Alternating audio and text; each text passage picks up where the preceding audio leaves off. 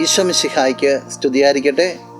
പ്രിയ സഹോദര സഹോദരി, നിനക്ക് നല്ല ഒരു ദിവസം നേരിയ ഈശോയുടെ അനുഗ്രഹത്താൽ ഈ ദിവസം നിറയപ്പെടട്ടെ എന്ന് ഈ പ്രഭാതത്തിൽ ആശംസിക്കുന്നു.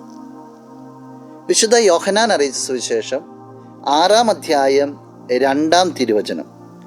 വലിയ ഒരു ജനക്കൂട്ടം അവനെ അനുഗമിച്ചു, കാരണം രോഗികളിൽ അവൻ പ്രവർത്തിച്ച അടയാളങ്ങൾ അവർ കണ്ടിരുന്നു. വലിയൊരു ജനക്കൂട്ടമാണ് ഈശോനെ അനുഗമിക്കാൻ. ഒറ്റ കാരണമുള്ളൂ, അവൻ ഒത്തിരി പേരെ സൗഖ്യപ്പെടുത്തി. അതെല്ലാം അവർ കാണുവാനായിട്ട് ഇടവന്നു. നമുക്കറിയാം, പിന്നീട് ഈ ജനക്കൂട്ടത്തിൻ്റെ ആധിക്യം കാരണമാണ് ഈശോ പിന്നീട് അപ്പം വർദ്ധിപ്പിക്കുന്നതിലേക്കാണ് പോവുക. ഈശോയുടെ പ്രവർത്തനങ്ങൾ കണ്ട് ഈശോയിലേക്ക് ഓടിക്കൂടിയവർ. പക്ഷെ നമുക്കറിയാം, ഈശോയുടെ അവസാന കാലഘട്ടങ്ങളിൽ, പ്രത്യേകിച്ച് കുരിശുമരണത്തിലേക്ക് അടക്കം ഈശോയൊക്കെ പിടിക്കപ്പെട്ടപ്പോൾ ഈ ജനക്കൂട്ടങ്ങളൊന്നുമില്ല. അത്ഭുതങ്ങളും അടയാളങ്ങളും കണ്ട് ഓടിക്കൂടിയവരൊക്കെ പിന്നീട് പുറകോട്ട് വലിയുന്നുണ്ട്.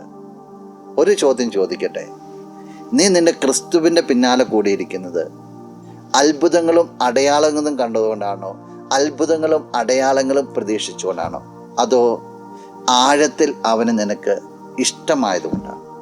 നിന്നെ നിറഞ്ഞു നിൽക്കുന്ന ദൈവത്തിൻ്റെ സ്നേഹമാണോ നിന്നെ അവനിലേക്ക് അടുപ്പിക്കുന്നത്, അതോ ബാഹ്യമായ ചില അനുഗ്രഹങ്ങൾക്ക് വേണ്ടിയുള്ള ഓട്ടമാണ്? ജീവിതത്തിൽ ചില വിചിന്തനങ്ങൾ ആവശ്യമാണ്.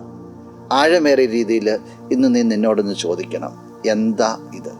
നമുക്കൊന്ന് പ്രാർത്ഥിക്കാം. കണ്ണുകളടച്ച് കരങ്ങൾ കൂട്ടാം.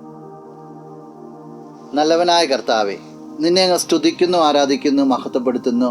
നിന്റെ നിറസാന്നിധ്യത്തെ നന്ദിയോടുകൂടി ഓർക്കുകയാണ്. അത്ഭുതങ്ങളെയും അടയാളങ്ങളെയും പിന്നാലെ പായാതെ നിന്നോടുള്ള സ്നേഹത്തിൽ ജ്വലിച്ചു നിൽക്കുവാനായിട്ട് ഈ വ്യക്തിയെ നീ അനുഗ്രഹിക്കണം.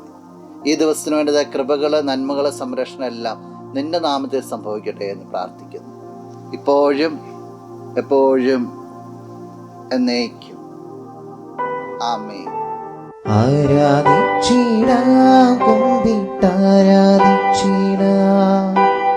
ആരാധിക്കുമ്പോൾ അപദാനം പാടിടാം.